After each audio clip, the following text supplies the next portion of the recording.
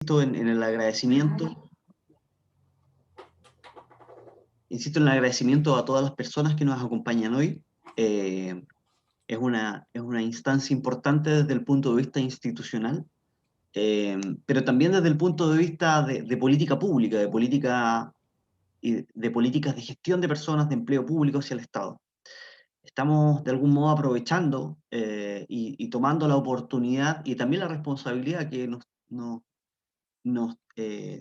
compete como Universidad de Chile, como Instituto de Asuntos Públicos, y en particular como grupo, somos un grupo de investigadoras e investigadoras en reforma del Estado, quienes hemos hecho este esfuerzo conjunto de poner ideas sobre el papel, en este caso sobre un documento digital, sobre cuáles son los desafíos de empleo público y gestión de personas en el Estado. Esto lo hicimos a través de una serie de conversaciones, fue producto de una ronda que realizamos a fines del año pasado, de conversaciones con distintos actores institucionales, funcionarios del Estado, expertos y expertas en la materia, autoridades de gobierno en la materia, bueno, una serie de personas que nos acompañaron en estas conversaciones. Y lo que ustedes ven, que va a presentar Rodrigo a continuación, es el fruto de ese trabajo. Agradecemos también en particular la presencia de Enrique Rayevich, quien nos acompaña hoy día como comentarista, también de Paulina Vergara, que es autora y también comentarista del texto. Voy a hacer unas breves introducciones respecto de cada quien, también Rodrigo, fue el líder y el coordinador de este documento. Voy a hacer una breve introducción de cada persona y posteriormente vamos a dar por comienzo la actividad. Bueno, primero parto, si me permites, por Enrique. Enrique es profesor de la Universidad Alberto Hurtado, es probablemente una de las personas que más sabe en materia de empleo público y derecho administrativo en Chile. Es director académico del postítulo en Derecho Administrativo y Gestión Pública de la Universidad Alberto Hurtado, y es profesor de Derecho Administrativo. Es doctor en Derecho eh, por la Universidad Carlos III de Madrid, España, y además es máster en Política Territorial y Urbanística por el Instituto Pascual Madoz de la Universidad Carlos III de España. Se ha desempeñado en diversas universidades enseñando contenidos relativos a empleo público, gestión de personas, derecho administrativo en Chile. Así que muchísimas gracias, Enrique, por acompañarnos.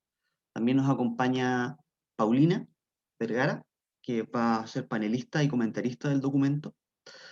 Es profesora adjunta del Instituto del INAP, del Instituto de Asuntos Públicos. Es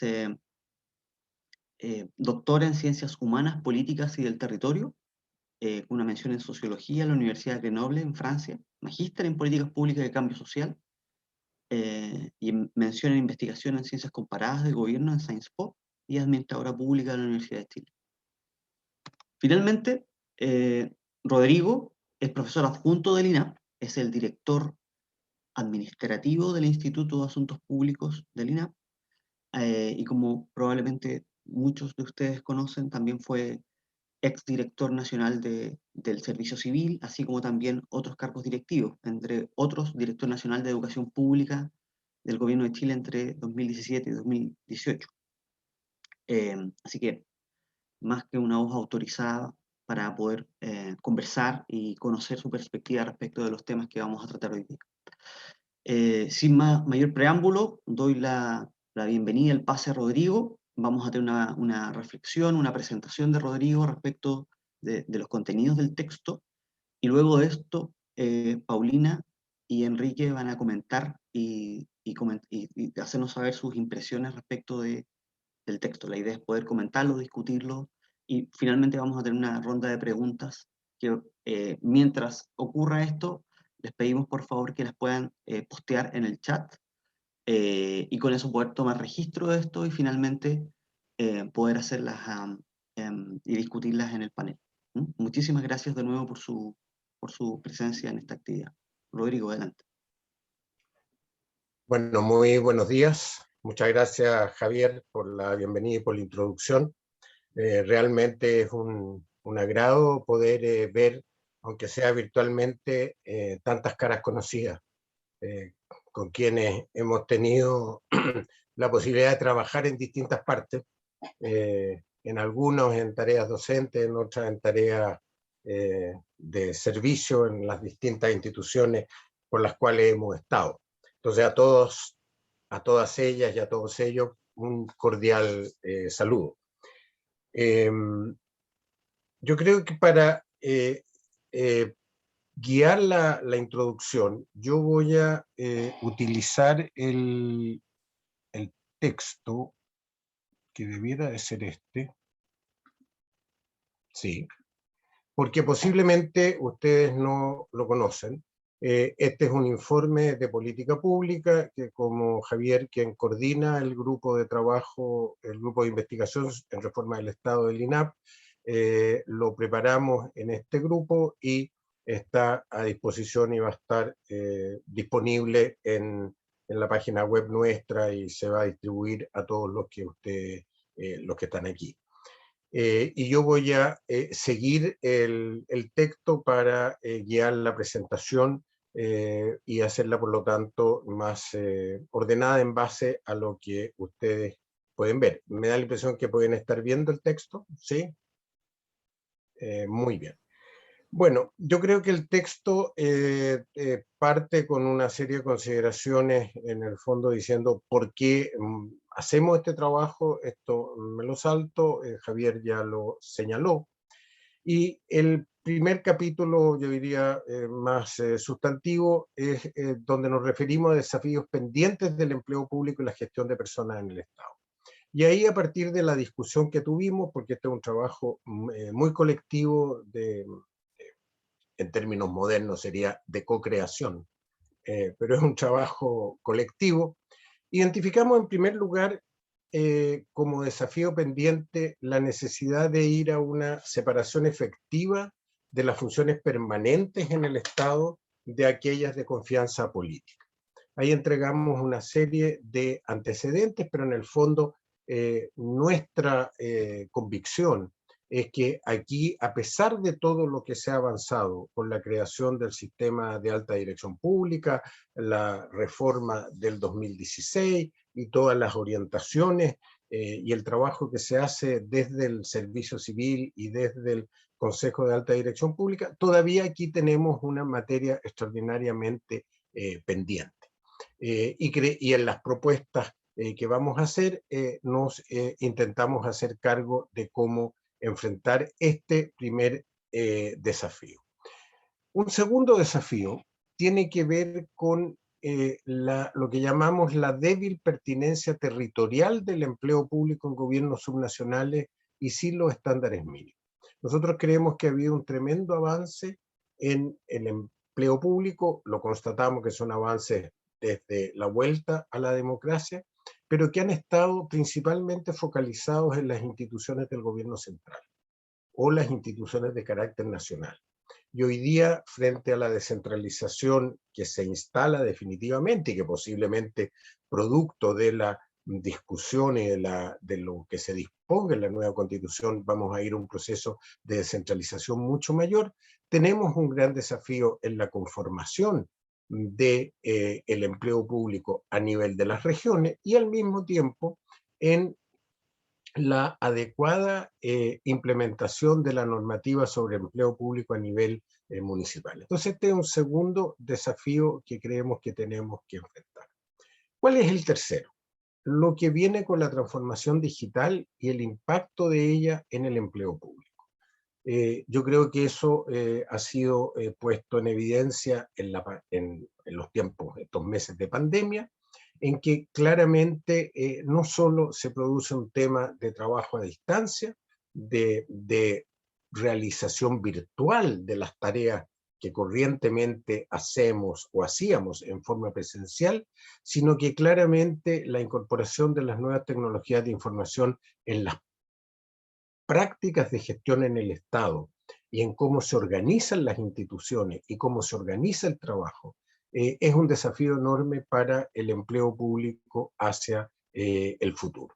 Y aquí este es un desafío que también hacemos un par de sugerencias, pero creemos de que está en el centro de la discusión. El instituto está muy activo en un proyecto que lidera Javier Fuenzalida, en hacer proposiciones de cómo enfrentar el teletrabajo en el empleo público, pero creemos que además el desafío va más allá de que solo la normativa necesaria para realizar en forma adecuada el trabajo a distancia, sino que hay que hacerse cargo de cómo la transformación digital implica una transformación organizacional y por lo tanto esa de una u otra manera va a impactar el empleo.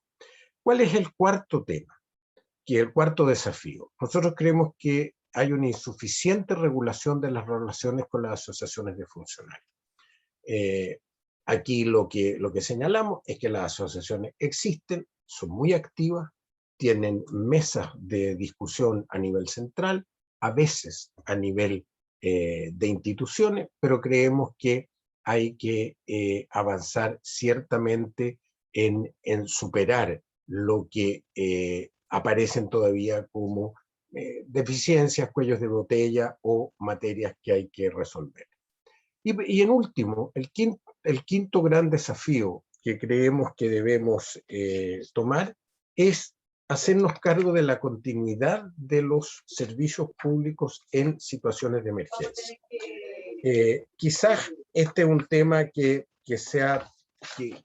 pasa un poco desapercibido, pero en un país en que estamos enfrentados corrientemente a situaciones de emergencia, ya sea climáticas, naturales, o hoy día como la sanitaria, creemos que aquí tenemos un nuevo gran desafío y que en la impresión, por lo menos que yo tengo, hasta ahora no lo hemos asumido en la complejidad que esto tiene. Ahora, a partir de hacer estas 5 grandes constataciones, hacemos un conjunto de propuestas que son, a nuestro juicio, las que pudieran ser más relevantes de poder ser discutidas. ¿Y cuáles son el encuadre de estas propuestas? La primera cuestión que nosotros asumimos es que estamos en el medio del proceso constituyente. La Asamblea Constituyente ya lleva casi un mes funcionando y vamos a ir quizás dentro de un año o un poco más a tener una nueva constitución.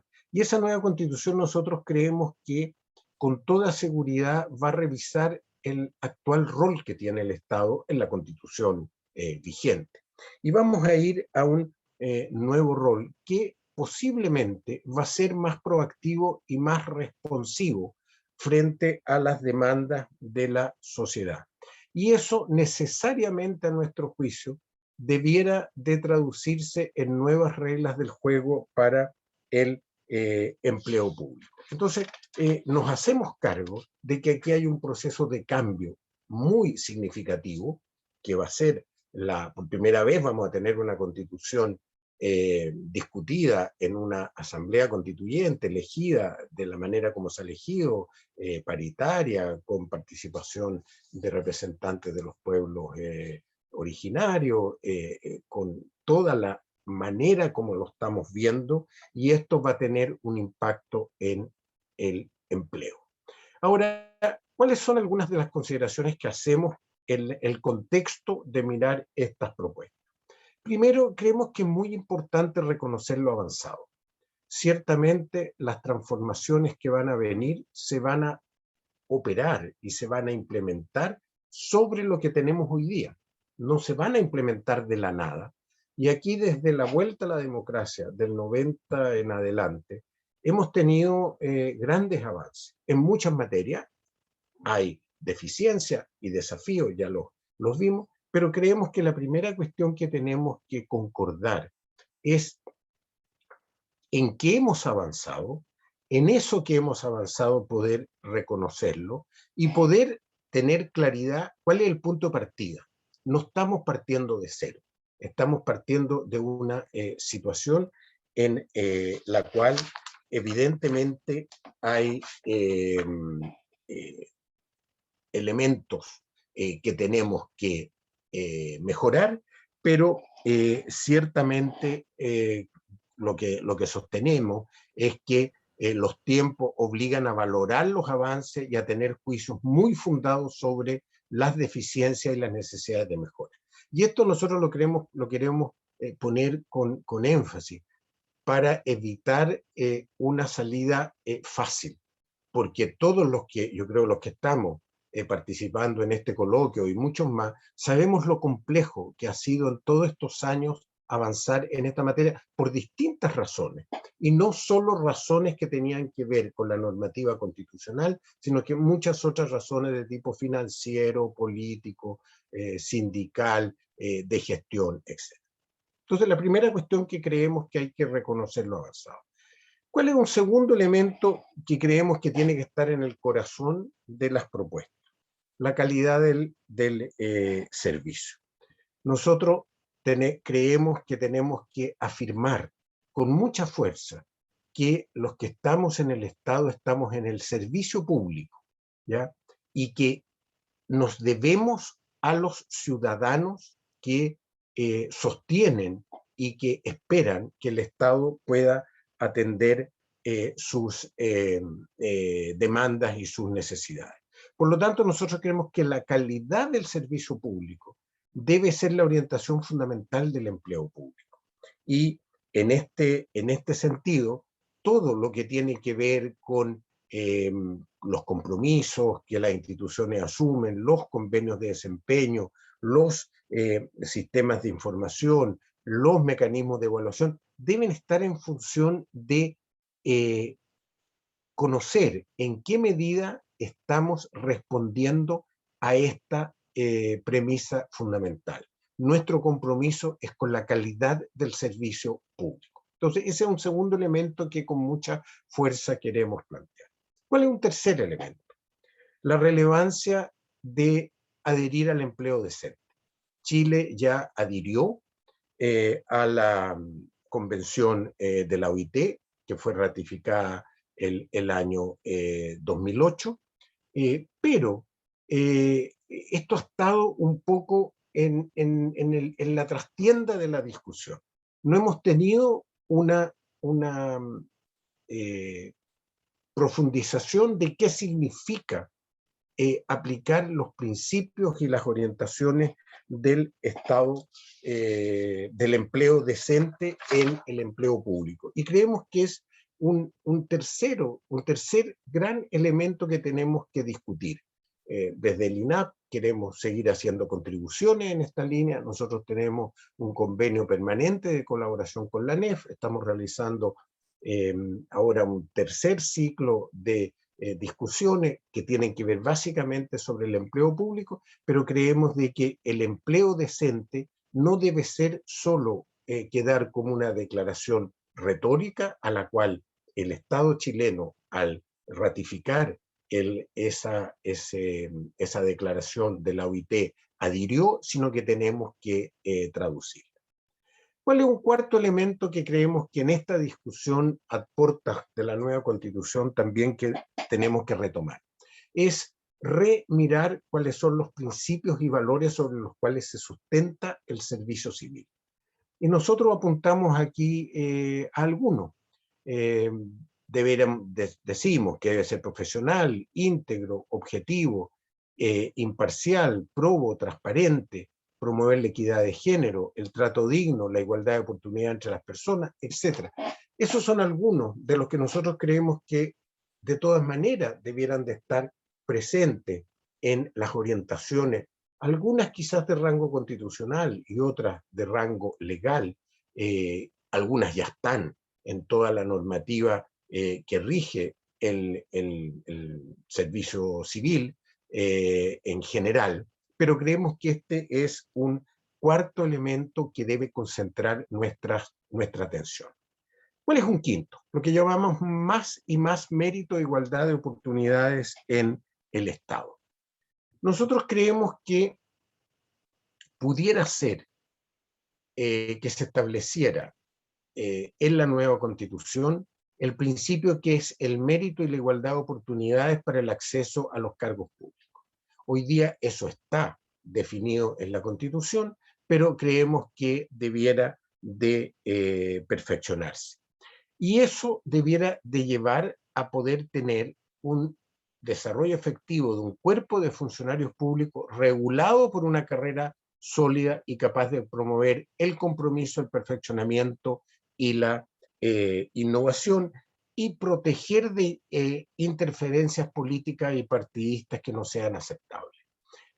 Digo que no sean aceptables no porque habrían algunas que fueran aceptables, sino que porque creemos que en el desarrollo de la carrera funcionaria, y esto es el primer desafío al cual yo me refería, debiéramos de empezar a establecer una muralla definitiva y que sea infranqueable que separe el desarrollo del empleo público de las inadecuadas interferencias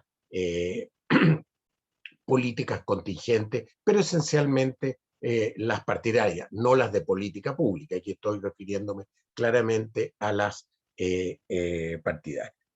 Y en ese sentido también creemos que tenemos que avanzar en una separación y una mayor distinción entre quiénes son los funcionarios de confianza política que cada gobierno debe disponer para poder hacer su tarea, y el resto de los funcionarios que pertenecen a la institucionalidad permanente del Estado.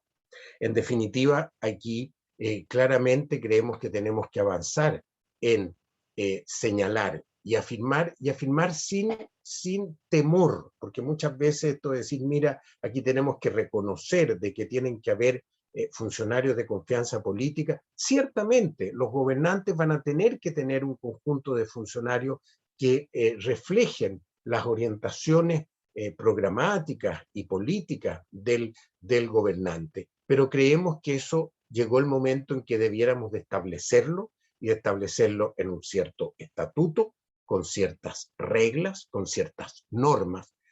Incluso en la consulta que este gobierno hizo para este proyecto sobre empleo público, avanza en la idea de decir, mire, reconozcamos que en los funcionarios del Estado hay un grupo que debe ser pequeño, que debe ser regulado, que debe dar cuenta de lo que hace, etcétera, que es de confianza política, y lo debiéramos de separar claramente de el grupo que tiene tareas directivas, que hoy día se refleja básicamente en el sistema de alta dirección pública, y un tercer estamento, que es el estamento de los colaboradores permanentes del Estado, que no tienen cargos directivos, de sea tercer, segundo o primer nivel, y que debieran de tener las posibilidades de carrera y de desarrollo. Entonces, este es un tema que como propuesta, nosotros sabemos que hay otros grupos que también han estado trabajando estos temas, ha habido muchas discusiones, pero creemos que sobre esto debiéramos intentar alcanzar un consenso de nivel constitucional para que ahí quedara establecido de que estos tres niveles son distinguibles y separables. ¿Cuál es la sexta propuesta que hacemos? Creemos que tenemos que hacernos cargo en el empleo público del género y la diversidad en la función pública. Yo de esto no me voy a extender más. Paulina Vergara, posiblemente colega nuestra en el INAP, en su intervención va a profundizar esto, pero creemos que es un tema que, con todo lo avanzado a partir del instructivo presidencial de la presidenta Bachelet del 2006 sobre buenas prácticas laborales, tuvimos el del 2015, pero es todavía materia que tenemos que seguirla trabajando. Un séptimo tema que creemos que es clave en el desarrollo del empleo público a futuro es la gestión y desarrollo de personas. Aquí nosotros teníamos invitado al subdirector de Desarrollo de Personas del Servicio Civil, Pedro Guerra, quien iba a posiblemente comentar con mayor profundidad esta área. Lamentablemente Pedro está enfermo, no puede asistir hoy día, por suerte no tiene COVID, sino que tiene una gripe fuerte. Pero lo que queremos decir en este punto es que mucho se ha avanzado con las normas de aplicación general, pero creemos que la sanción al incumplimiento es todavía extraordinariamente débil. Y como tenemos que complementar la norma, creemos que del teletrabajo debiera de venir una nueva norma de aplicación general, nosotros creemos que legalmente debieran perfeccionarse todo el tema de las sanciones en el incumplimiento de estas normas, que y además debiéramos de conocer públicamente todo el trabajo que se ha estado haciendo, cómo los servicios han estado implementando a partir del 2018 las nuevas, este conjunto de normas y cómo se ha ido avanzando en esta materia. ¿Cuál es el octavo punto que creemos que también va a afectar al empleo público? Es la necesidad de recuperar la confianza ciudadana en la institucionalidad pública y de abrir espacios a la participación. Esto creemos de que, y ya está puesto en la discusión constitucional como un elemento fundamental en todas las discusiones que han habido en este tiempo, todo este proyecto que hizo la Universidad de Chile con la Universidad Católica de discusión sobre el Estado, la participación ciudadana aparece como un elemento fundamental. No solo la participación informativa y consultiva, sino que se abre a la discusión, y uno lo escucha en las propuestas de distintas candidaturas presidenciales, de que proponen participación decisoria. Y eso le pone al empleo público y le pone a los directivos públicos un conjunto de desafíos que no son fáciles, porque van a mantener ellos la responsabilidad administrativa y legal, a pesar de que van a tener, si es que se instala la participación decisoria, van a tener que tener la obligatoriedad de implementar a lo mejor algunas decisiones sobre las cuales no van a estar plenamente de acuerdo. Entonces, creemos que esto es y lo ponemos como un octavo gran aspecto, porque estimamos que la participación puede ser un elemento que ayude a la recuperación de la confianza en las instituciones públicas. Si no recuperamos la confianza en las instituciones públicas, la reconstrucción democrática que va a venir con posterioridad a la aprobación de la nueva Constitución todavía va a tener, a nuestro juicio, muchas dificultades. El siguiente punto, que es el noveno de las propuestas que hacemos, creemos que tenemos que hacer una revisión de los tipos de empleo público y de los estatutos que tenemos para los funcionarios. Y aquí apuntamos básicamente a la distinción que hoy día tenemos entre planta, contrata y honorario, en los cuales claramente aquí hay mucha discusión, nosotros no la hemos resumido toda la que hay, creemos que este debe ser un punto básico de siguiente elaboración. Sí creemos que tenemos que afirmar algunas cuestiones. La primera es que los honorarios se mantengan solo para servicios esporádicos. Todavía, a pesar de todas las medidas que se han tomado en los últimos 6, 7 años de controlar la creación de honorarios en instituciones públicas para determinadas funciones, todavía vemos que en muchos servicios no hay, a lo mejor por falta de tamaño en la dotación, todavía hay tareas permanentes que se le asignan a funcionario honorario. Y eso tiene mucha importancia, a nuestro juicio, también al nivel regional y municipal, porque en la medida de que en esos niveles se implementan muchos programas que se definen a nivel central y que se transfieren recursos para la implementación en el territorio en forma desconcentrada, estimamos que como ahí ese trabajo se hace con honorario, hay una tremenda precariedad de mucha gente que muy comprometidamente trabaja con el Estado. Y también creemos que tenemos que revisar todo el tema de las plantas y de las contratas.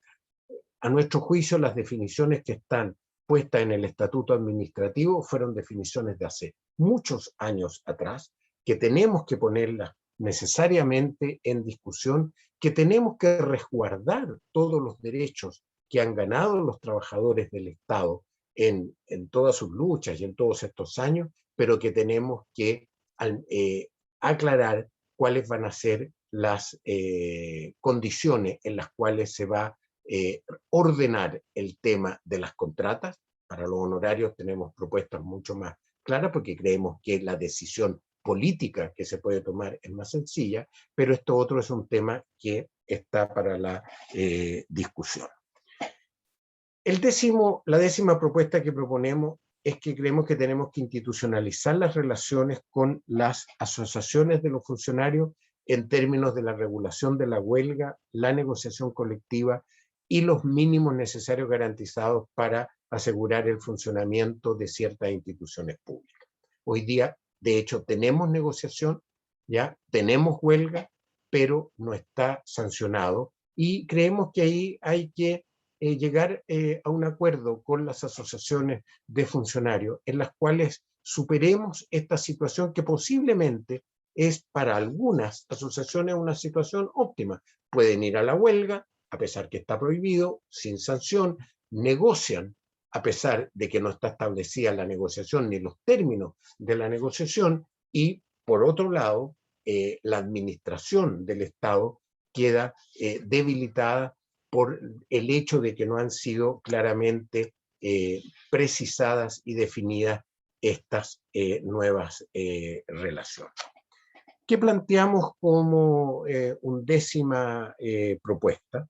Y la última de este segundo capítulo más propositivo, es que creemos que tenemos que establecer estándares comunes de empleo público para el Chile más descentralizado.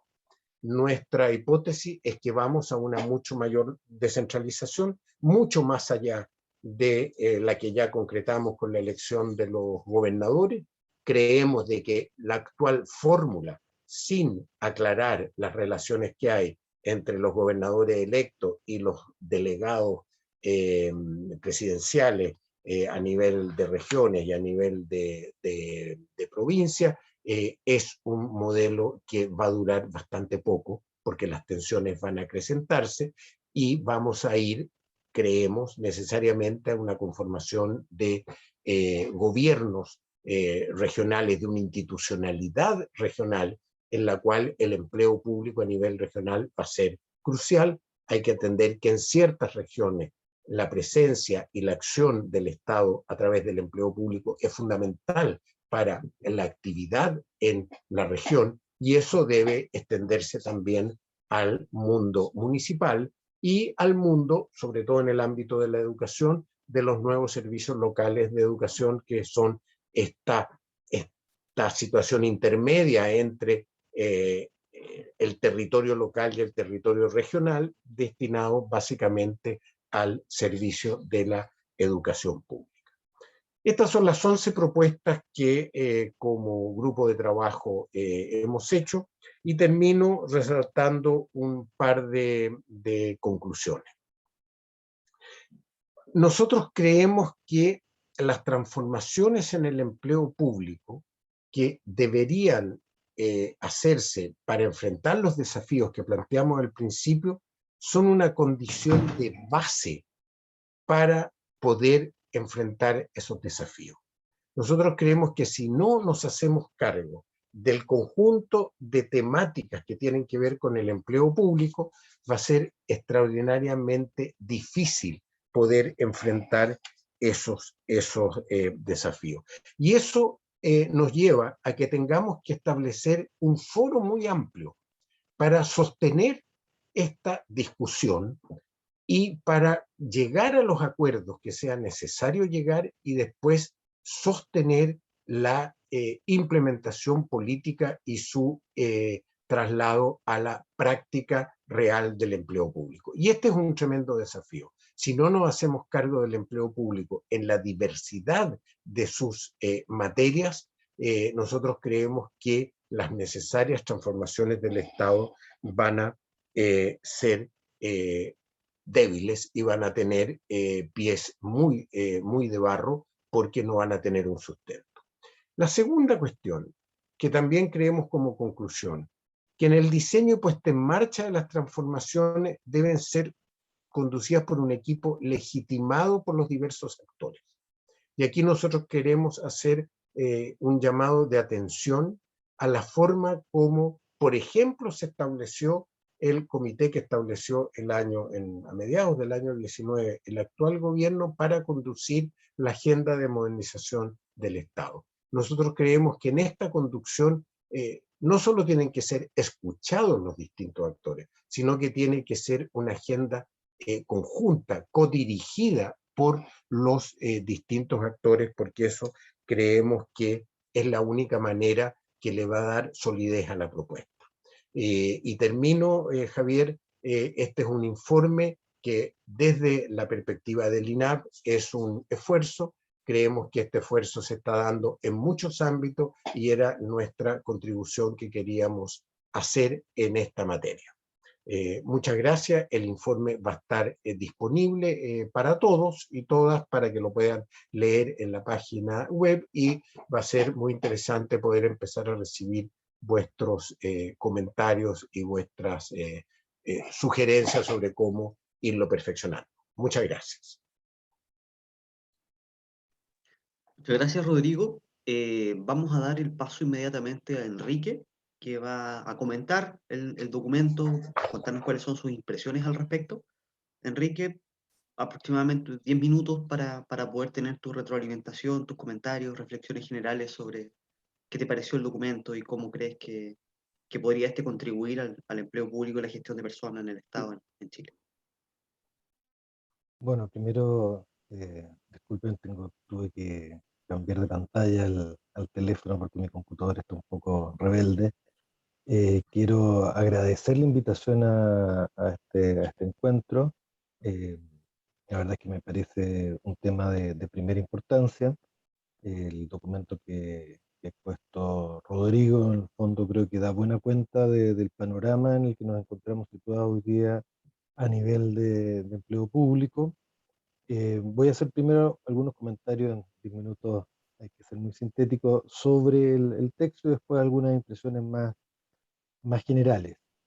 Respecto del texto, en la primera parte, que tiene que ver con los desafíos pendientes, que son estos 5, yo diría, eh, primero, respecto a la separación de funciones permanentes de la de confianza política, me parece que es evidente que es un tema donde tenemos que avanzar, aun cuando yo diría que el texto, cuando plantea lo que hemos avanzado, lo plantea en un enfoque que me parece que no da cuenta de todos los problemas que hemos tenido. Se queda más en lo que hemos avanzado que las dificultades que yo creo que son importantes de relevar también. Ojo sí que en sentido contrario se dice que la implementación de las disposiciones sobre mérito y concursabilidad de las normas del servicio civil va en un 26%. Entiendo que es un poco más, por lo menos por las cifras que publica el servicio civil, pero ya me voy a referir un poco más a eso. En la débil pertinencia territorial del empleo público, ahí hay un problema, porque en el fondo lo que nos plantea el documento es la contradicción de esa pertinencia territorial con estándares mínimos que obviamente tendrían un nivel obligatorio más bien nacional. Hay que ver cómo conciliarlos. Es un tema que implica entrar a profundizar un poco más. Pero me parece que evidentemente es una directriz que está bien planteada, pero hay una tensión que también hay que resolver. Después, en transformación digital, a mí me parece que es una directriz que no queda clara en cuanto a sus consecuencias después, y se confunde un poco con la continuidad de servicio en contexto de emergencia. También me lleva a pensar de una u otra manera, si el punto es el teletrabajo, tal vez sería mejor plantearlo directamente ya ahí como un punto, o tal vez referirse a la necesidad de mayor flexibilidad, más que, pero me hace sentido el tema de la transformación digital, pero me he hecho en falta las bajadas más concretas que no tengan que ver con el teletrabajo, porque si no termina como acercándose mucho. Y por último, la insuficiente regulación con las asociaciones de funcionarios Yo diría más bien, para mí el gran problema en eso es la falta de una regulación coherente de los derechos colectivos de los y las servidoras públicas. Ahí hay un problema, no es la relación, yo diría, con las asociaciones, sino que concretamente cuál es el estatuto que tienen los derechos colectivos, que, como todos sabrán, es claramente inferior al que existe en el mundo privado, puesto que no se reconoce constitucionalmente la huelga, pese a lo que comentaba Rodrigo, y por otro lado, en materia de negociación colectiva, tampoco hay un reconocimiento legal, aun cuando constitucionalmente no hay una prohibición estrictamente, y nunca se ha llegado a avanzar en aquello, ¿no? Bueno, después, en lo que tiene que ver con los principios y propuestas concretas, una primera reflexión se plantean para el debate constitucional, pero yo creo que ahí Voy a mostrarte todo, mira, sería vamos al terminal. importante apretar un ¿Cómo está poco el más. diseño? ¿Por qué? Porque esta es una discusión, no sabemos cómo se va a dar, está todavía partiendo, pero es probable que la lógica del tiempo de los 2/3 lleve finalmente a tener que tener un texto más concentrado. Entonces, aquí hay 11 puntos. Yo creo que si uno los piensa en aquellos que tienen que ir en el debate constitucional, uno debería tender a, de una u otra manera, a sintetizarlos más, ¿no? Más que referirme a cada uno, voy a comentarlos en la última parte con mis reflexiones generales, pero sí de estos dos puntos. Cuando se dice reconocer lo avanzado, yo creo que eso es súper importante, pero también es importante reconocer los obstáculos que hemos tenido. Y en el quinto, en más mérito e igualdad de oportunidades, yo ahí sería mucho más enfático, porque es uno de los principios que posiblemente podría tener rango constitucional, es el mérito y la igualdad de oportunidades para el acceso a cargos públicos. Es que de verdad yo no creo que posiblemente, o sea, es algo que debería estar, ya está, de una u otra manera, pero imperfectamente, porque bien sabemos que si estuviera bien planteado no tendríamos un escenario como el que tenemos, donde solamente esa garantía recubre a la categoría de empleo público, que es minoritaria dentro del personal del sector público a nivel de lo que DIPRES denomina gobierno central.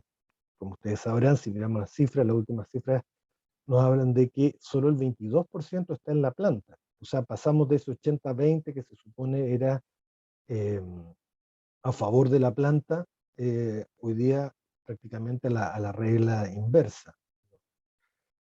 Bueno, pero en todo caso, antes de entrar a las reflexiones más generales que quisiera hacer, creo que hay que celebrar el documento, no solamente por abarcar todas estas materias, sino porque también hay un enfoque multidisciplinario, hay personas muy calificadas detrás de él, y obviamente comparto del todo que es un momento en que este tipo de aportes son muy relevantes, precisamente por el debate constitucional que tenemos, aunque también uno, creo, no debiera cerrarse a cuestiones que puedan resolverse por otras vías reglamentarias, legales. No todo va a ser la Constitución, y hay cosas en las que podríamos avanzar más rápido si hubieran consensos.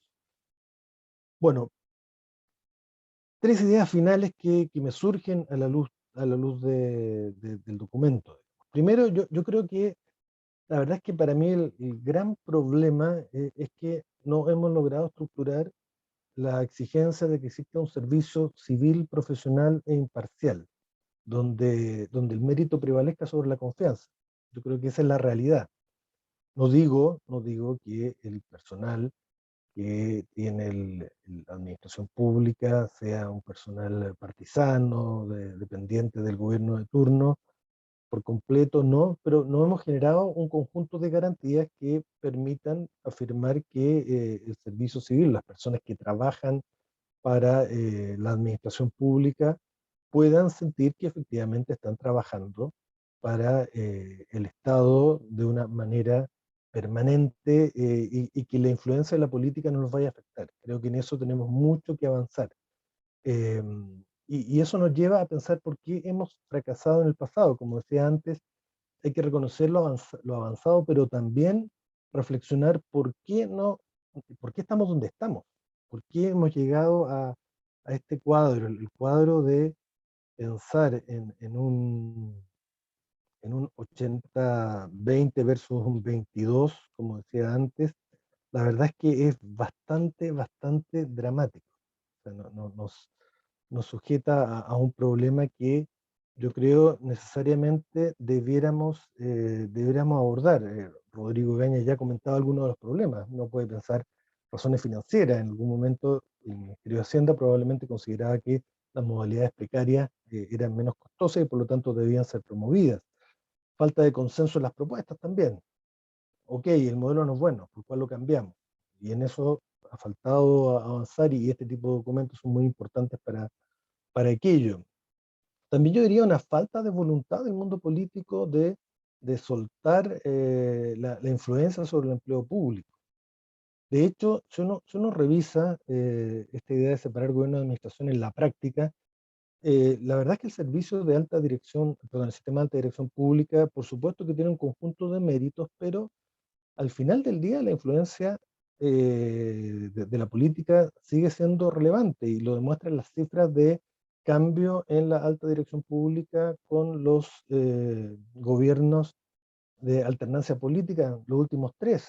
O sea, hemos tenido un cambio prácticamente del 70% del primer nivel, ha variado la composición, y digo porque en este gobierno ha sido menor la petición de renuncia, pero sin embargo la no renovación de aquellos que cumplían 3 años nos lleva a un resultado muy parecido.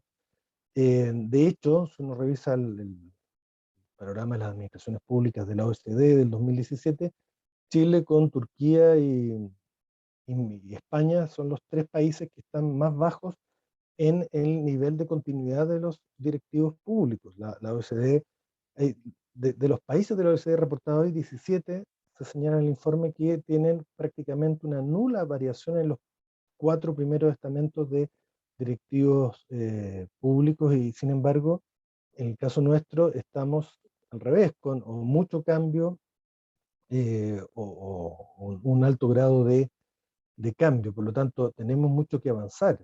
Si lo miramos a nivel de funcionario y funcionaria, también, o sea, la verdad es que los cambios, a mí un amigo me mandaba ayer un aviso, un correo electrónico de un estudio de abogados que ofrecía sus servicios aprovechando o más bien haciéndose cargo de que este es un año en que ha habido cambios de alcaldes, alcaldesas y también va a haber elecciones. Entonces era, oye, nosotros estamos ahí para ayudarlos. Bueno, ¿por qué debería generar en el funcionariado de a pie un problema el cambio de gobierno o el cambio de alcalde o alcaldesa? Lo genera, lo genera, no digo que a un nivel del 80%, pero he revisado algunas cifras de ministerio y uno se encuentra que si revisa los cambios discrecionales que se producen en las renuncias voluntarias en los años de rotación con alternancia política, son claramente superiores a los de los otros años.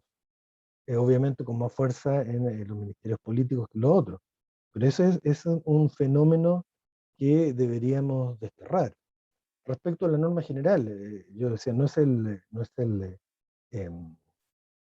el 26%, como dice el documento, pero si uno mira las normas generales del servicio civil que están en datos abiertos, uno los puede revisar, la verdad es que el cumplimiento de la norma que exige que para la contrata y para el Código del Trabajo se ocupe el concurso público, bueno, la verdad es que nos encontramos con que esa norma que empezó a regir el año 2018 ha tenido, la verdad, un nivel de cumplimiento bastante bajo. Tengo aquí la cifra a la vista, el año 2018, esa norma pide que si se va a ingresar una persona en Código del Trabajo o a contrata, se realice un concurso público con una serie de estándares que yo diría son bastante satisfactorios, pero solo el 49.6% de los ingresos del año 2018 siguió esos estándares y el 2019 el 54,8%. O sea, la mitad no lo está siguiendo. ¿Y por qué?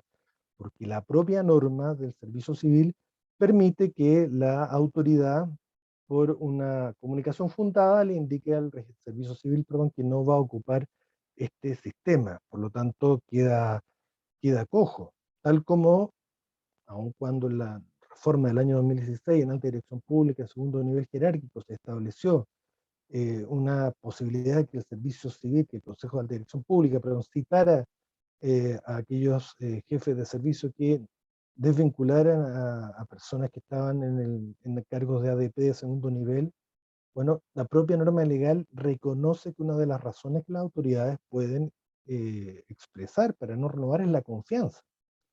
En el segundo nivel jerárquico de ADP, la confianza. Por lo tanto, tenemos mucho que revisar. De hecho, la encuesta nacional de funcionarios públicos que se hizo el 2019 nos revela, lo habrán visto en la prensa, el 36% de los encuestados, funcionarias públicas, manifestó que la ayuda de familiares, amigos u otros contactos personales dentro del sector público tuvo alguna importancia para conseguir el primer empleo, y un 10% confirma que la ayuda de un político o alguien con vínculos políticos dentro del Estado tuvo alguna relevancia para conseguir el primer trabajo. Bueno, esto yo creo que son señales preocupantes y que exigen que en la discusión constitucional ojalá pudiéramos hacer una separación entre gobierno y administración más nítida.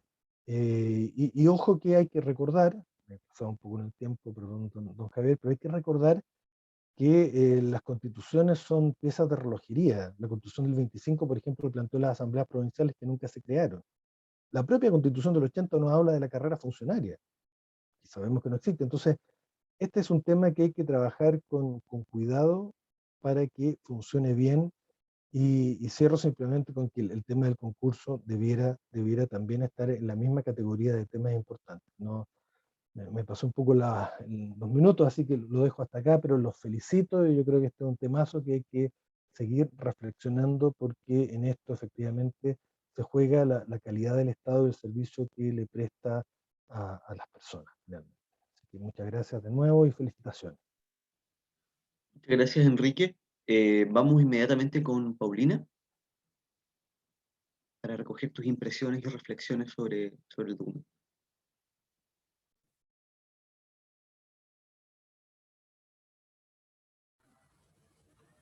¿Me escuchan? ¿Paulina?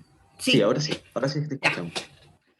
Muchas gracias, Javier. Agradezco las intervenciones de Rodrigo y Enrique. Bueno, como parte del equipo que generó este informe de política, adhiero mucho de los comentarios que hace Enrique. Ciertamente, en un informe de política no se puede abordar con la profundidad que quisiéramos todos los ámbitos que son de extrema relevancia con respecto al empleo público. Voy a compartir pantalla, no sé si soy muy mala con la tecnología, me disculpo de antemano, pero quería compartir algunas imágenes que algunas, bueno, como algunas personas saben, mi ámbito de interés investigativo son los desastres y la relación con el Estado, y también con la diversidad, dentro de la cual el género es tremendamente importante, y lo integramos en este informe porque finalmente es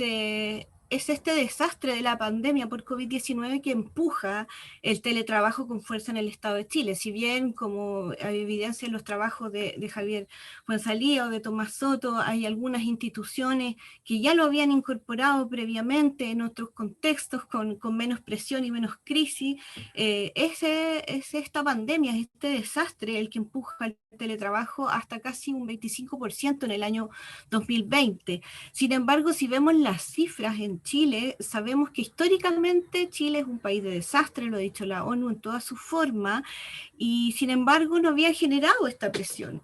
No se había mirado con anterioridad ni con la atención y la urgencia que merece. En la mañana. Alguien tiene el micrófono prendido, si pudiera apagarlo, por favor. Gracias. Un aspecto tan crítico como el tema de la gestión de riesgo de desastre en Chile no es un tema menor, y sin embargo no ha sido abordado con la urgencia que merece. En pantalla están viendo un cuadro que se entrega a través de Transparencia para una de mis investigaciones sobre solamente los eventos desastrosos que hubo desde 2014 a 2019. Ni siquiera está el terremoto y maremoto 2010 y otros eventos que hubo antes, pero estadísticamente hasta el año 2017, 15 regiones de Chile, 15 regiones de Chile estaban en procesos de reconstrucción. Eso significa que Chile todos los años está en un escenario multiamenaza. Y eso no podemos dejar de mirarlo porque finalmente son los funcionarios públicos y las funcionarias públicas, sobre todo no de los niveles directivos, sino que de los niveles que se transforman en primera línea, quienes tienen que atender a esto, a la vez, y esto es poco nombrado también, a la vez que muchas veces pasa que son afectados y afectadas por estos desastres. Entonces, muchas de estas cifras están alimentadas por personas que son damnificadas, pero que a la vez tienen que hacerse cargo de estos desastres y mantener el principio de continuidad como una gran bandera, ¿no? ¿Qué pasa con estos empleados y empleadas públicas en estos contextos? Necesitamos volver a mirarlo. Hace algunos meses atrás se entregó un documento de reducción de riesgo de desastres de CITRIT, que es un programa transdisciplinario en la Universidad de Chile, sobre cómo los desastres finalmente tensan al Estado para que pueda desplegar toda su capacidad, y si bien hemos avanzado, lo cierto es que en esta materia todavía tenemos muy poco avance, pese a que es un problema histórico y finalmente es una variable continua. Además, estamos en Chile, es decir, tenemos un escenario multiamenaza. Como decía Rodrigo, somos de los países más afectados por el cambio climático, estamos atravesando una pandemia en medio de un proceso político bastante crítico, y eso no quita de encima nuestro el riesgo sísmico del que todos conocemos. Con esto no quiero alertar a nadie, sino que quisiera evidenciar por qué hablamos de multiamenaza y por qué pusimos tanto énfasis en este aspecto. ¿Por qué es un desafío para el empleo público? Porque pese a que tenemos esta evidencia de lo crítico que es el tema, no hay capacitación para los funcionarios públicos, las funcionarias públicas en esta materia. Se trata en general como un problema local, pero no se dan las herramientas para la descentralización de la solución de estos problemas. Este principio de continuidad que se debe mantener, esta función pública que se debe sostener aún en medio de los contextos más críticos, se tensa con el concepto de empleo decente. ¿Hasta dónde podemos forzar a estos funcionarios, estas funcionarias? ¿Hasta dónde el Estado se hace cargo de la continuidad y también de la situación de sus funcionarios y funcionarias? ¿Cómo esto impacta en términos de género? Sabemos que existen esas desigualdades, pero se acentúan en estos contextos. ¿Cuántos planes tiene el Estado de Chile y las instituciones para que sus funcionarios y funcionarias puedan hacer frente? Eso no está. En términos de discusión de proceso constituyente, sabemos que eso va a tener que revisarse. Los estados de catástrofe están desde la mirada de lo securitario, ¿no? Del orden, pero muy poco desde cómo el Estado debe mantener su funcionamiento, cómo el Estado debe hacerse cargo de no acentuar más las desigualdades en la población dentro de sus incluso propios funcionarios y funcionarias. Para esto insistir en el tema de la capacitación, pero también en la urgencia de la tecnología y el teletrabajo, sobre todo los desafíos que se van a presentar para esto. Estas son imágenes que tomé la semana pasada en la región de Biobío sobre lo que reclama la Confusam, pero también el Colegio Médico y otros funcionarios del sistema público en este minuto, ¿no? Necesitamos trabajar en paz para combatir la pandemia, pero también el afiche que hice, estamos cada día más agotados, que refuerza lo anterior. ¿Por qué es necesario abordar los temas de género y diversidad? Este proceso constituyente es sobre todo la demanda muy sentida de una alta participación, de la necesidad de hacerse parte de las decisiones con respecto al Estado, pero en esas decisiones no participan todos y todas. Y a propósito de la capacitación, el empleo público chileno no está preparado para hacer frente a la diversidad. Conocemos muy poco sobre diversidad funcional, casi ni hablamos de ella, en general hablamos de discapacidad. Entonces, cuando estamos en medio de una pandemia, los funcionarios y funcionarias, además de las crisis regulares que tienen que abordar, también tienen que abordar problemas de grupos tremendamente específicos. No tenemos herramientas para abordar la interculturalidad, no tenemos herramientas formales para abordar la diversidad funcional o mal llamada discapacidad, no tenemos herramientas para promover la diversidad sexual y de género. A principios de este año, en la inauguración del posgrado INAP, nos acompañaba Norma Ricucci y nos hablaba de las estadísticas que existen en el empleo público de Estados Unidos para saber cómo está compuesto su servicio público. En Chile no sabemos cuántas personas LGTBI hay, ni cuáles son sus orígenes étnicos, si son afrodescendientes o pertenecen a un pueblo originario. No sabemos este tipo de cosas. A partir de la ley de inclusión podríamos tener una cierta estadística de personas con cierto grado de discapacidad, pero aún así son números desconocidos. Tampoco tenemos capacitaciones para hacer frente a esta diversidad. Sabemos que existen desigualdades. Sabemos que además las desigualdades se acentúan en contextos de catástrofe, es decir, a la sobrecarga que mencionábamos antes, se suma en el mundo de comillas lo privado de estos funcionarios y funcionarias el deber cuidar, ya sea la tercera edad, ya sea niños, niñas, ya sea otras personas con discapacidad que están en su familia.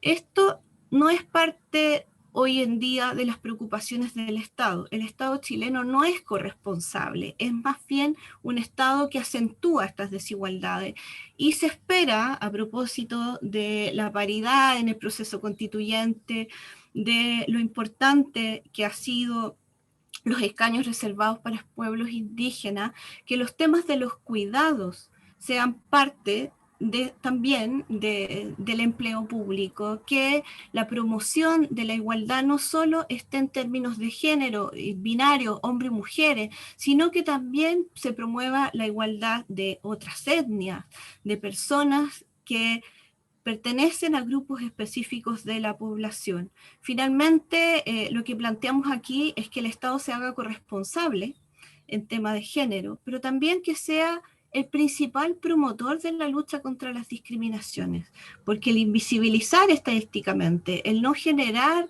acciones concretas para el reclutamiento de ciertas personas, mujeres o personas LGTBI o personas de distintas culturas, el no reforzar y promover su desarrollo dentro del Estado como empleados y empleadas, significa que no cumple este rol promotor de lucha contra la discriminación, y este grupo apuesta a que sí lo haga, sí se haga cargo. Y esto se relaciona directamente con el tema de la participación. Por eso el llamado final de este informe de política es que se participe desde todos los actores y actoras, desde la sociedad civil, desde las asociaciones de funcionarios y funcionarias, no importa el nivel que tengan, sea nacional o subnacional, que participen incluso los centros de pensamiento, pero también la academia. Es muy importante para poder generar acciones que puedan responder a las necesidades de lo que hoy día se llaman los medios de comunicación el nuevo Chile, ¿no? Y que está muy bien representado en su diversidad en la Convención Constituyente, donde existe paridad de género, donde existen escaños reservados, donde incluso algunas personas que son convencionales constituyentes son personas de la diversidad sexual y de género y reivindican derechos también de la diversidad funcional. Es muy urgente entonces considerar que para mejorar el empleo público una clave es la participación, pero como mencionaba, esta participación debe ser diversa. Creo que esa era la conclusión más importante para mí de este informe de política. Con esto cierro y abro la palabra. No sé, creo que viene la ronda de preguntas.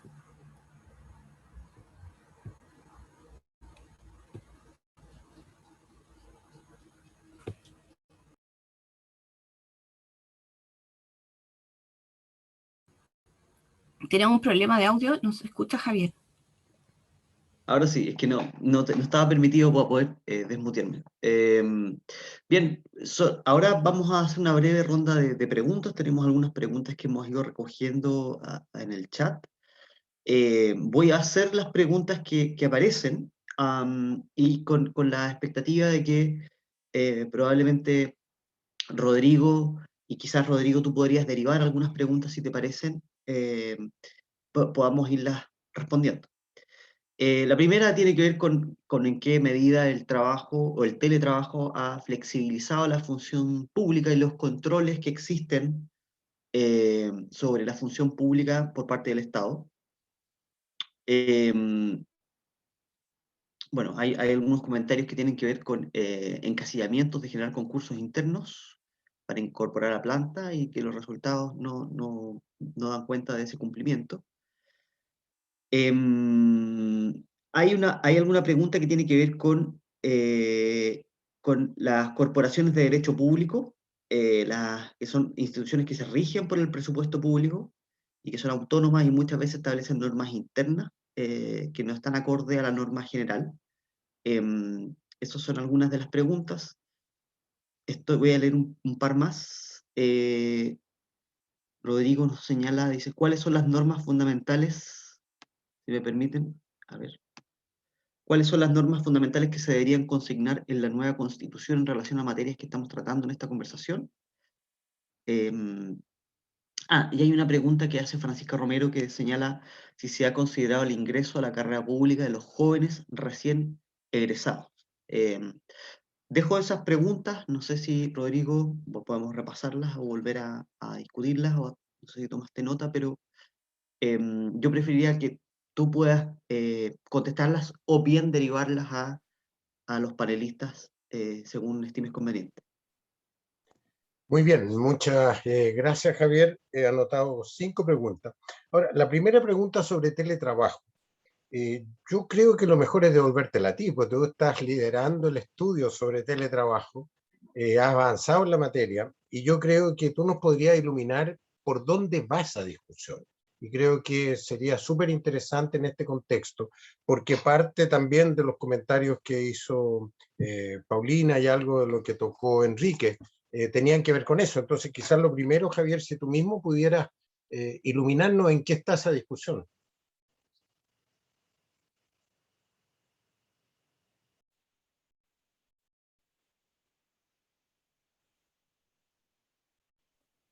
Ahora sí, me pasó lo mismo.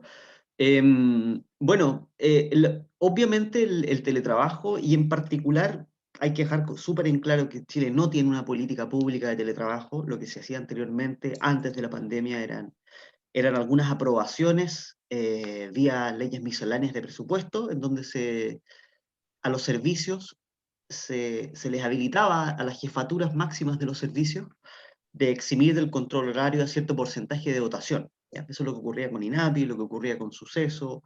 Esas aprobaciones, además, en general, eran anuales o bianuales. Entonces, básicamente, no existía un marco normativo para ejercer el teletrabajo. Nosotros estamos trabajando junto con Tomás, otras investigadoras e investigadoras de la Universidad de Chile, de la Universidad de Oxford, en avanzar hacia generar una política de teletrabajo en el Estado. Es de nuestro interés que esto venga a regularse. Ojo que en el resto del mundo, en Estados Unidos, en Colombia, siempre nosotros tendemos a mirarnos a compararnos con Europa, países de la OECD. Bueno, Colombia está mucho más avanzado que nosotros en materia de teletrabajo, tanto en el sector público como en el sector privado. Entonces, estamos muy por detrás, yo creo, en materia de regulación, y lo que vino a ser el teletrabajo, o el trabajo remoto excepcional, que probablemente muchos y muchas quienes trabajan en el Estado salieron a trabajar o trabajan desde sus hogares vía esta figura, ¿no? El trabajo remoto excepcional, vino a un poco a desnudar esa falta de preparación institucional, pero por otro lado, a dar cuenta de que hay una oportunidad, que esto sirve, que se puede realizar. Estas aprehensiones que existían anteriormente respecto al ejercicio del teletrabajo, el trabajo a distancia en el Estado, no son tales. En general, el Estado siguió funcionando, quizás no obviamente muy restringido por las circunstancias de la crisis sanitaria, pero siguió funcionando, y por lo tanto muchos de los temores que personas o instituciones o entidades podrían tener antes de, respecto al teletrabajo, creo que se han ido diluyendo. Así que esto genera una buena oportunidad para... Y probablemente muchas de las personas quieran quedarse bajo este régimen, quizás mixto, y sobre todo ahora que las personas van a poder quizás gozar un poco más de las bondades del teletrabajo. Muy distinto teletrabajar en las circunstancias actuales o en las circunstancias cuando estaba el punto más álgido de la pandemia, fase 1, fase 2, en donde no era posible tener cuidadores, cuidadoras para niños, niñas y adolescentes, de las que a veces o nosotros tenemos que hacernos cargo. Entonces era mucho más difícil. Hoy día la situación es mucho más favorable, así que esperamos que poder avanzar al respecto, pero efectivamente hay una brecha que tenemos que cubrir con relativa prontitud en esa materia. Bueno, muchas gracias, Javier. Creo que la primera pregunta la hemos visto. Yo le propongo pasar a la pregunta que estaba dejar para el final la pregunta sobre qué normas debieran de ir en la Constitución. Y esa pregunta yo le pediría a Enrique que nos pudiera iluminar sobre eso. Pero hay un par de otras preguntas que quizás yo podría tomar el tema de los encasillamientos.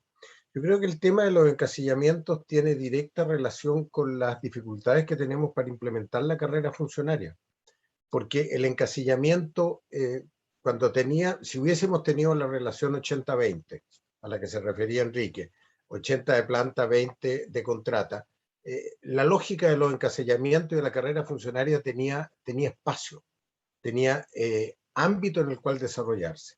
Pero si estamos a la inversa, con 20-80, evidentemente que hoy día no hay espacio, o sea, y muchos de los que están en planta, eso lo sabemos, piden guardar su planta y asumir un cargo de contrata con un grado más alto para tener una remuneración más alta, y por lo tanto tenemos de ese 22% que está en planta, yo diría que los efectivamente usando sus cargos de planta deben ser aún menores. Entonces yo creo que el encasillamiento no tiene mucho futuro en el actual diseño del estatuto y de la carrera funcionaria, y yo creo que la solución para eso está en el repensar cómo lo vamos a hacer.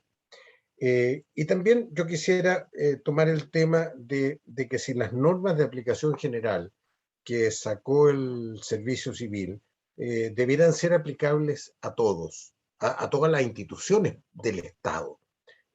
Hoy día son aplicables a las instituciones del gobierno central y se dice que son sugerencias para el resto. Ahora, eso tiene que ver específicamente con los mandatos legales que hoy día existen. No tenía que ver con la voluntad que se tenía en el Servicio Civil, y yo diría en el equipo de ministros que revisa esto, que son el ministro de la SECPRES, de Hacienda y de Trabajo. Ellos estaban porque las normas fueran obligatorias para todos. Los servicios, ya fueran corporaciones municipales, empresas del Estado, universidades, etcétera. Pero legalmente eso no es posible, y por lo tanto el avanzar en que las normas, que hay que tener en cuenta otra cosa, las normas de aplicación general no implican ninguna normativa legal nueva, sino que es decir, es obligatorio cumplir la ley que ya existe, lo que es bien absurdo al final. Si uno lo mira en esencia, esas normas lo que hacen es, en cada uno de los aspectos que de alguna manera en alguna norma legal están definidos, es decir, cómo se tienen que aplicar. Ahora, yo creo que ahí tenemos que avanzar muchísimo más para que ese rol que adquirió el Servicio Civil de rol rector tenga una posibilidad real de ser un rol fiscalizador. Ahora, sobre el ingreso de jóvenes a la administración, yo invitaría a Paulina, si es que nos puede reaccionar sobre eso.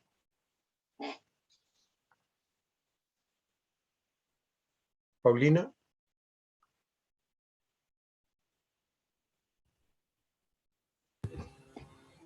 Ahí tengo. ¿Me escuchan? Sí. Y bueno, así como hay desigualdad en los distintos niveles con respecto al ingreso de recién egresados a la función pública, tampoco existe hoy día un criterio, como decirlo, estandarizado. Y sin embargo se requiere porque finalmente la búsqueda de la profesionalización del servicio público es obviamente un gran aporte el de jóvenes egresados de carreras como por ejemplo administración pública y también aquellas personas que recién egresan pero que han tenido acceso a posgrados de especialización en algún ámbito de política pública o de gestión pública. Eso no está normado, en otros países existe la posibilidad de hacer carrera de manera muy temprana. El caso de Colombia es así, por ejemplo, donde se ingresa desde eh, el egreso, valga la redundancia, de una institución formativa en los ámbitos de lo público. Hoy día no existe esa claridad, tampoco tenemos criterios, como en algún minuto, sobre todo en los años 60 se quiso hacer, de cuáles serían los requisitos de las personas que deberían ingresar a la función pública. En algún minuto el Colegio de Administradores Públicos quiso poner un proyecto de ley, no recuerdo si hace 2 o 3 años atrás, para, para poder promover esto del ingreso de jóvenes egresados de carreras profesionales de la administración pública a la función pública. Sin embargo, esto no ha tenido avance y eso también se relaciona con el sistema educacional chileno y el cómo se ve también esas, comillas, libertades de educación y enseñanza. Sí me parece que deberían generarse criterios básicos para esto. Es necesario comprender cuáles serían los requisitos mínimos para el ingreso a la función pública, más allá del nivel que éste tenga, puesto que si lo que se busca es profesionalizar el servicio público, es necesario también eh, fijar qué es lo que entendemos por esta profesionalización. Bueno, muchas gracias, Paulina. Y yo invitaría a Enrique, oye, a que nos tomara la pregunta que él se refirió brevemente en su intervención al tema de qué normas deberán estar en la nueva Constitución. Ciertamente cuando como grupo en este documento, en este informe de política pública, hacemos las propuestas, las 11 propuestas, estamos conscientes que no todas son de rango constitucional, solo creemos que algunas deberán de ser de rango constitucional, pero otras deberán de fluir de aquello que quede definido en la Constitución. Entonces, yo invitaría a Enrique, porque ya estamos casi al final del tiempo, ¿no es cierto, Javier? Debemos de terminar a las 10:30, que tenemos unos 5 minutos. Si tú nos pudieras decir, a tu juicio, cuáles deberían de ser las cosas que de todas maneras deberían de estar en la nueva Constitución de este abanico grande de materia. Enrique. Bueno, gracias. No es fácil responder esa pregunta. Dos cosas breves antes. Una, ojo lo que comentaba Paulina respecto de los desastres, me parece una reflexión muy atingente y ojo que la Corte Suprema, además en las demandas de responsabilidad contra el Estado en estos temas en general, eh, eh, más bien está enfocándose a pedir un resultado de la acción del Estado. Entonces, invertir en capacitación, como ella plantea, es importante, porque si no lo vamos a terminar pagando en indemnizaciones por no haber actuado como se esperaba, y eso la verdad es que es una tragedia. Deberíamos invertir antes.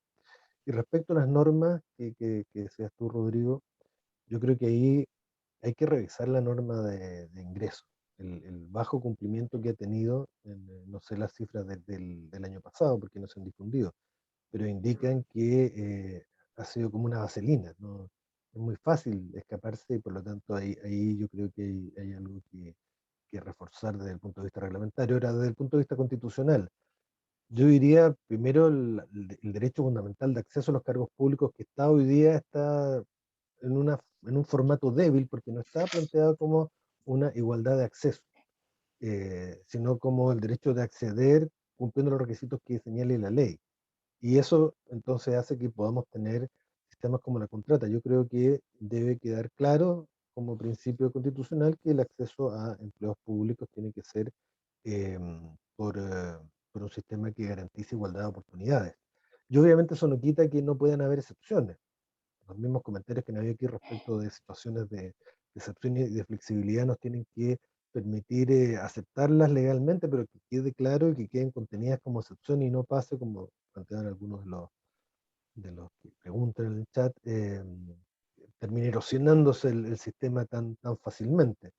Eso también debe obviamente compatibilizarse con normas de inclusión o con admitir la posibilidad, o más bien promover y exigir normas de inclusión para que no todo sea solamente concurso. Yo creo que ya Paulina lo planteó de una manera bastante clara, ¿no? Y esto yo creo que además no es solo para la administración pública, en el fondo es para el desempeño de funciones públicas. También en el chat se hablaba de externalización de funciones, de organismos autónomos. La autonomía no puede ser un obstáculo para esto, desde mi perspectiva, y esa es la gracia de que esté en la Constitución, y más como un derecho fundamental, algo que no depende del órgano, sino que es un derecho que tenemos todas las personas, finalmente. Desde el punto de vista de la administración, yo creo que hay que hacer esa distinción entre gobierno y administración, me parece central. Tienen que quedar como dos realidades separadas. Hoy día la Constitución lo dice, pero ambas dependen del presidente de la República o la presidenta, que los ministros o ministras se confunde, eso hay que separarlo. La administración pública tiene un rol distinto, el gobierno es dirigida por el gobierno, pero tiene una mirada de largo plazo que apunta al interés general, y también eso nos lleva a la derivada de que los cargos de exclusiva confianza que se reconocen hoy día están en la órbita del gobierno y está muy bien. Como lo dice el documento que ustedes escribieron, el gobierno tiene que tener esas herramientas.